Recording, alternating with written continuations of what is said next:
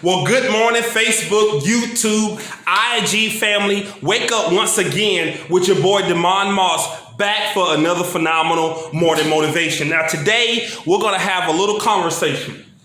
And I want you, the next time that you are talking to someone, to your husband, to your wife, to your coworkers, to your son, to your daughter, to your brother, to your sister, to your business partner, the next time you're talking to someone, I want you to listen to understand.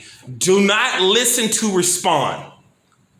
I'm going to say that again. You need to listen to understand, not listen to respond. You see, what's the difference? Have you ever been talking to someone, and as you're talking to someone, you know damn well they haven't heard a word you said.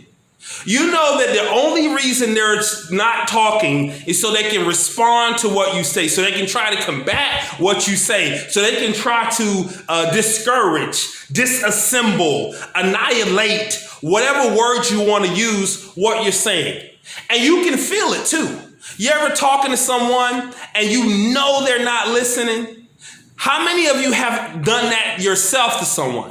Where someone has been talking to you and you're just waiting for your moment to respond and reflect. Maybe it's a conversation with your husband or your wife. And as they're talking, you're not listening to try to understand what they're saying. You're not listening to try to see if you can compartmentalize and provide an accurate, immediate, responsible response. But you are listening only so you can retort what they said. See, there's a difference. And many of you are in relationships right now with your boyfriend or your girlfriend or your husband or your wife, and you're wondering why it's not working out. You're wondering why your relationship, you keep talking about a lack of communication, and you are not listening to your spouse. You are not listening to understand what they're saying, to understand their feelings, to understand their point of view, to understand why they're angry. You're only listening so you can respond or retort to what they're saying.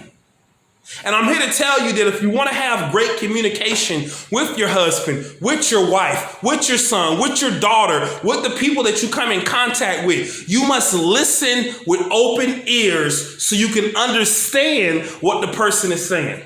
That's when you start having great communication.